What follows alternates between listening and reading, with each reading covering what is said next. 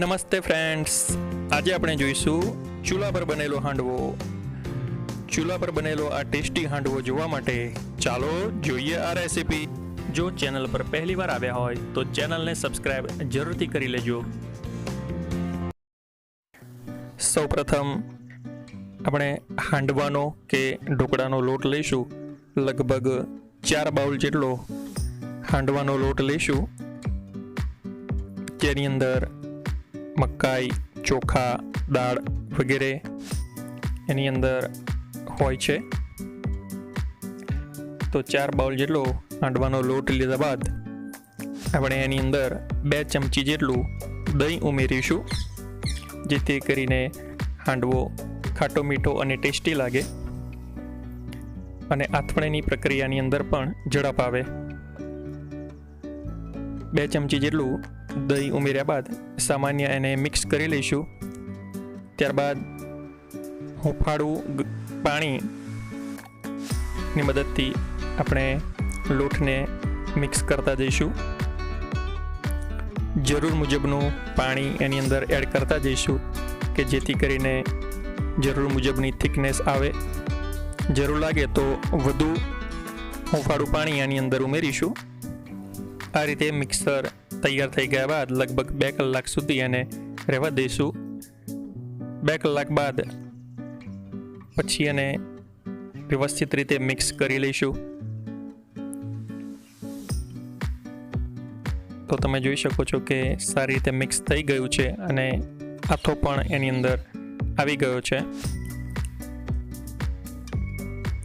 હવે એની અંદર છીણેલી દૂધી કે જે સરસ મજાનો હાંડવાને સોફ્ટ બનાવે છે અને ખાવાની પણ બહુ જ મજા આવે છે, તો એ દૂધીને પણ આપણે એની અંદર ઉમેરીશું.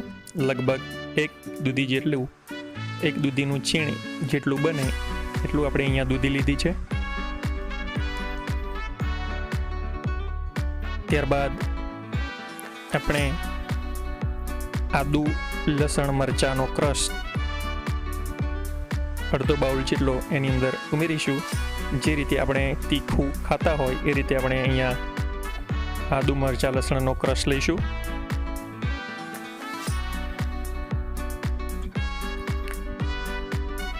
લગભગ 2 ચમચી જેટલી હળદર પાવડર ઉમેરીશું.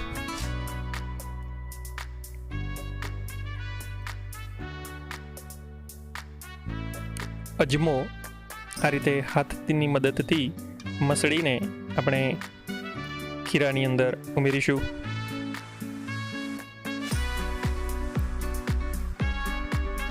એકથી 1.5 ચમચી જેટલો ધાણા જીરું પાવડર એની અંદર ઉમેરીશું. ત્યારબાદ મીઠું આપણી સ્વાદ અનુસાર મીઠું 1 થી 1.5 ચમચી જેટલું મિક્સરની અંદર ઉમેરીશું. ખાંડ 1 થી 2 ચમચી જેટલી ખાંડ આપણે ખીરાની અંદર ઉમેરીશું. અને લીલા ધાણા કે જે સરસ મજાની ફ્લેવર આપે છે, તો આ રીતે લીલા ધાણાના પાનને આપણે ઉમેરીશું, જેથી કરીને તે હાંડવાનો લુક પણ સારો આવે અને ખાવાની પણ મજા આવે. તો આ રીતે તૈયાર થઈ ગયેલું જે મિક્સર છે એને હવે સારી રીતે આપણે હલાવી લઈશું. તો તમે જોઈ શકો છો કે જે ખીરું છે એ સરસ મજાનું અહીંયા તૈયાર થઈ ગયેલું દેખાય છે.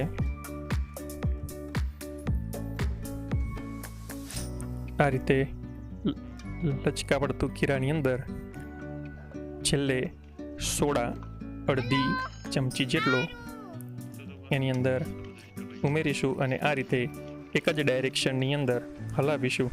હવે ચૂલાને સળગાવીશું નીચે. ત્યારબાદ તેની ઉપર એક મધ્યમ સરનું તપેલું મૂકીશું. તપેલું સામાન્ય ગરમ થઈ ગયા બાદ તેની અંદર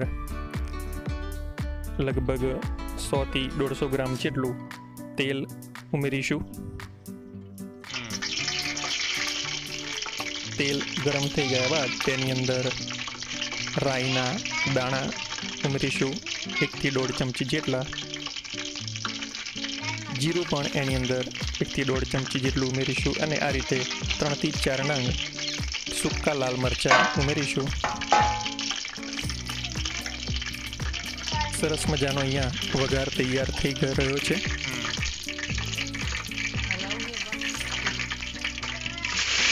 હવે મીઠા લીમડાના પાન એની અંદર 8 થી 10 નંગ જેટલા ઉમેરીશું અને ત્યારબાદ આપણા તૈયાર થઈ ગયેલા મિક્સરને તપેલાની અંદર ઉમેરી દઈશું અને સમગ્ર આ વઘારને આ રીતે વ્યવસ્થિત મિક્સરની અંદર ભળી જાય એ રીતે હલાવી લઈશું. સરસ મજાનું લેયર થઈ ગયા બાદ તેની ઉપર આપણે આ રીતે તલના દાણા જે છે એ આ રીતે પાથરી દઈશું. બધા જ ભાગની અંદર આવી જાય એ રીતે તલના દાણાને ઉપરથી આ રીતે ભભરાવીશું, જેથી કરીને સરસ મજાનું લેયર તૈયાર થાય. હવે આ રીતે તપેલાની ઉપર પણ આ રીતે આગ પ્રગટાવવાની છે. તમે તેની માટે માટીનું કલડું કે ધાતુનું તગારું પણ એની માટે ઉપયોગ કરી શકો છો. અહીંયા આપણે ધ્યાન રાખવાનું છે કે નીચે આગ ઓછી રાખવાની છે અને ઉપર વધુ સળગાવવાનું છે. તો ઉપર વધુ ગરમી મળી રહે તે માટે આપણે આ રીતે મકાઈના ડોડાનો પણ આ રીતે ઉપયોગ કરી શકીએ છીએ. લગભગ 30 મિનિટ સુધી આ રીતે કૂક થઈ ગયા બાદ તમે જોઈ શકશો સરસ મજાની કડક પોપડીવાળો હાંડવો તૈયાર થઈ જશે. તો તૈયાર છે ગુજરાતની ટ્રેડિશનલ અને ટેસ્ટી વાનગી ગુજરાતી હાંડવો.